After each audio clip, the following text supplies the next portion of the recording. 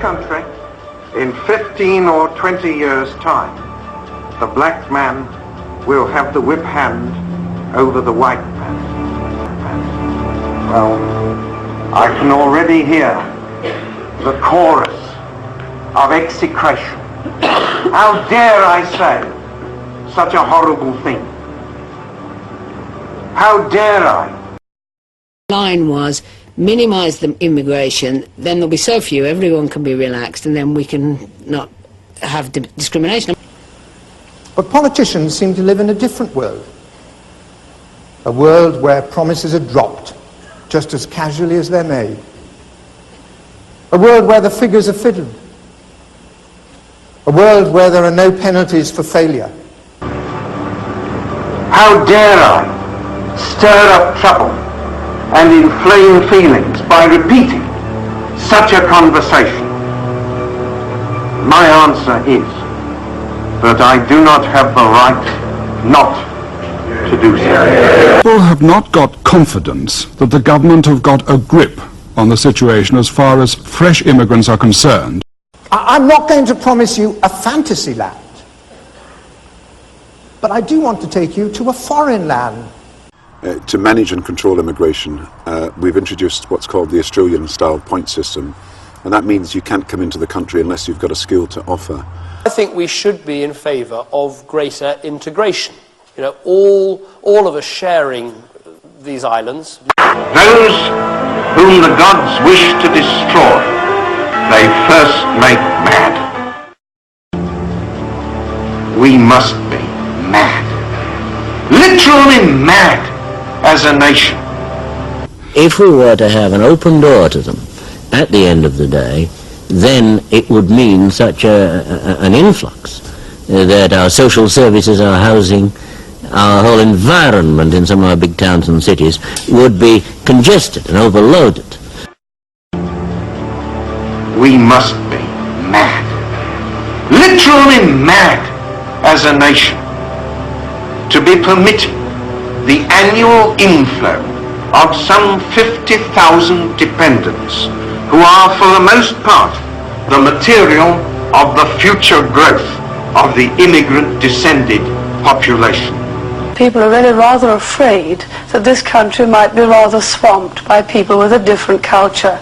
And you know, the British character has done so much for democracy, for law. So it's hardly surprising that people don't trust politicians today. In the real world, if you say you're going to do something, you do it. But if there's any fear that it might be swamped, people are going to react and be rather hostile to those coming in. So if you want good race relations, you've got to allay people's fears on numbers. It is like watching a nation busily engaged in heaping up its own funeral pyre. In the end, you can come to a school like this, and it's changed because of a political decision. It didn't happen before we were in office, and it wouldn't have happened if we weren't in office. There are new figures now showing that Britain's population is going to grow really quite substantially over the next 30 years. They found their wives unable to obtain hospital beds in childbirth, their children unable to obtain school places, their homes and neighbourhoods changed beyond recognition.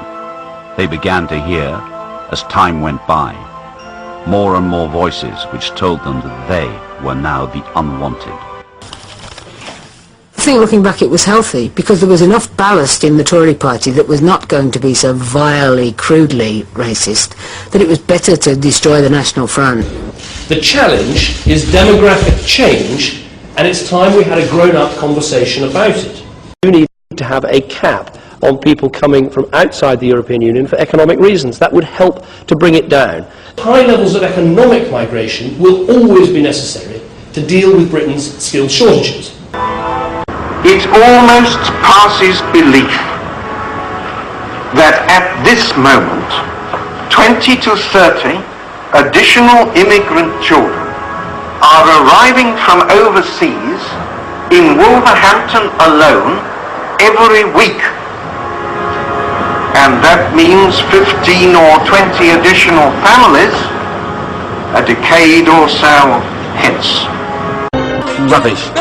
Of course things can change. When they say don't let Labour ruin it, I say to them Britain can be better than this. Never again can you trust the Tories. She is becoming afraid to go out.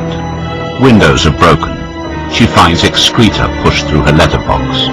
When she goes to the shops, she is followed by children. Charming, wide-grinning piccaninnies.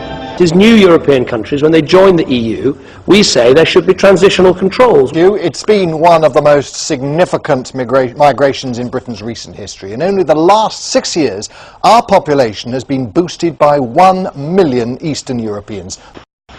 Here is their means of showing that the immigrant communities can organise to consolidate their members, to agitate and campaign against their fellow citizens, and to overawe and dominate the rest. Politicians, all politicians, have made promises they've failed to keep. We will speak up for that decent, hard-working majority of the British people whose voice has been silent for all too long in our political life. People are fed up with talk. They want action.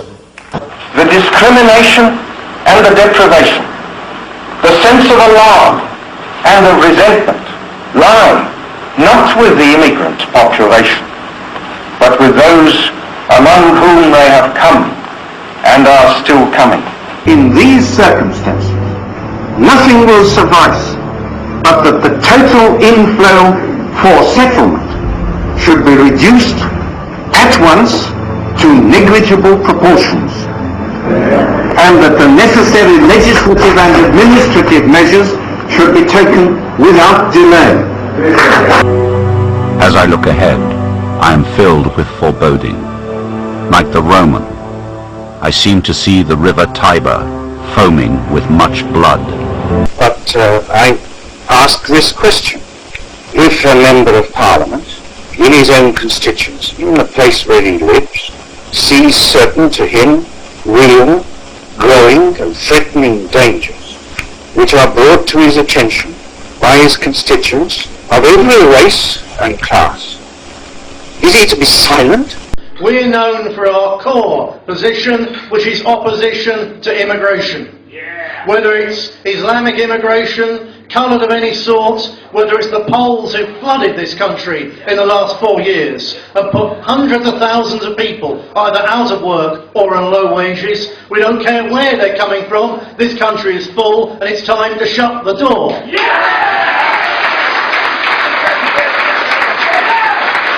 And that is our core message, and this party doesn't go back on its core message, and that's at the very head of all of our 15 million leaflets. Stop immigration, this country is full. No ifs, no buts, end of story.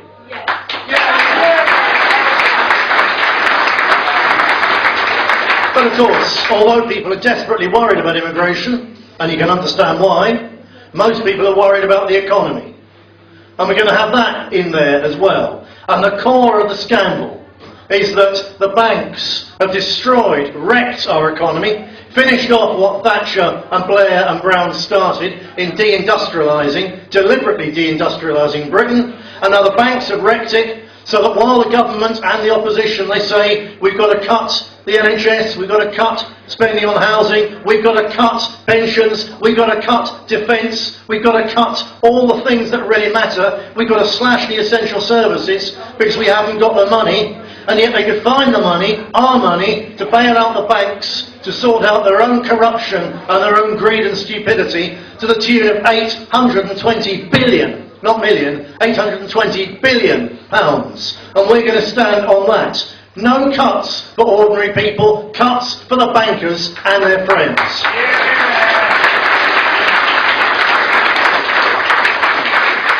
And although UKIP seem satisfied to abandon opposition to Britain's membership of the European Union, we're not going to. We're going to hammer that fact. Because you can't stop immigration until you bring control of our borders back from Brussels and put it in our elected Westminster Parliament where it belongs. You can't deal with the corruption of the banks. You can't protect British industry. You can't recreate good, real industrial jobs paying decent wages in Britain while we're in the European Union, because they now control our economy. They make 85% of our laws. They tell our judges they have to let criminal scum off with a slap on the wrist. There's nothing we can do to put this country right until we are free from the European Union and their attempt to bury us in a federal European superstate. So that's on our leaflets as well. Get Britain out of the EU and get our freedom and our taxes back.